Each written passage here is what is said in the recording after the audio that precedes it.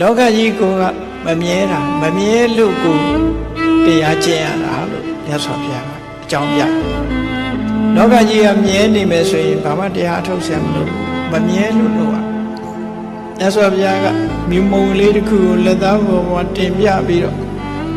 အဲ့ဒီပမာဏလောက်ရှိတဲ့သင်္ခါရလေးတောင်လောကကြီးမှာထာဝရတည်မြဲတယ်ဆိုတာမရှိဘူးအဲ့ဒီမတည်မြဲလို့ပဲမြတ်သောအကျင့်ကိုကျင့်ရတယ်။ဘာကြောင့်လို့ဆိုမတည်မြဲတဲ့အရာတွေကိုကြော်လွှားနိုင်မှမတည်မြဲတဲ့စက်ကွင်းကလွတ်မှာဒီစက်ကွင်းကလွတ်သွားဖို့ရာအတွက်မတည်မြဲတဲ့အရာတွေတဲကနေပြီးတော့မြတ်သောအကျင့်ကိုကျင့်ပြီးဒီဘောင်းကိုကြော်လွှားနိုင်အောင်ကြိုးစားခြင်းဖြစ်တယ်လို့မြတ်စွာဘုရားဒီလိုဟောထားတာရှိတယ်။အေးဒါကြောင့်ဗြဟ္မစရိယာဆိုတဲ့မြတ်စွာဘုရားရဲ့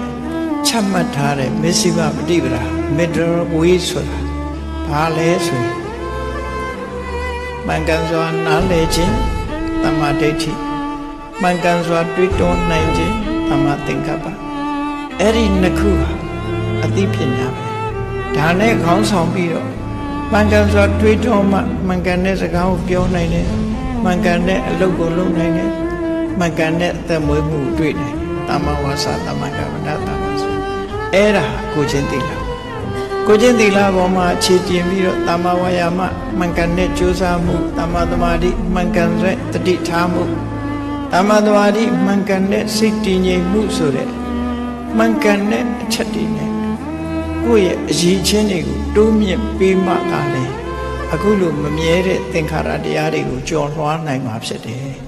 အနုဘုဆိုရင်သင်္ခါရနယ်ထဲမှာလူတာ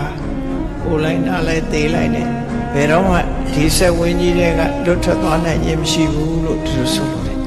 မမြဲသည့်အတွက်ကြောင့်မြတ်သောအကျင့်ကိုကျင့်ရတယ်ဆိုတာအဲ့ဒါကိုပြောအဲ့ဒီကြတော့မှလွတ်သွားနိုင်တယ်လို့သူဟောတယ်အေးမမြဲဘူးဆိုတာတွေကိုပြန်ပြီးတော့အတိတ်ဆက်ကြောင်းတွေကိုပြန်ကြည့်လိုက်ဂေါရမဘုရားမပွင့်ခင်ကမြတ်စွာဘုရားတွေဟာဂရေချီပြီးတော့မရွေမတွက်နိုင်တဲ့ဘုရားတွေပွင့်သွားတယ်တမ္ဗုဒ္ဓိအထာဝိသေသဂါထာမှာကြည့်ပဲဆိုအများကြီးပဲပေါ့နော်သို့သောဂေါရမဘုရားနဲ့သက်ဆိုင်တဲ့ဘုရား24စုရှိတယ်ဗျာဒိတ်ခံတဲ့ဘုရား24စုအဲ့ဒီဘုရား24စုအခြေအနေလေးကိုစဉ်းစားကြည့်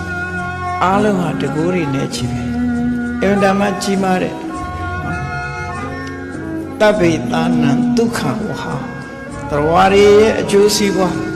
တရဝအားလုံးရဲ့အကျိုးစီးပွားကို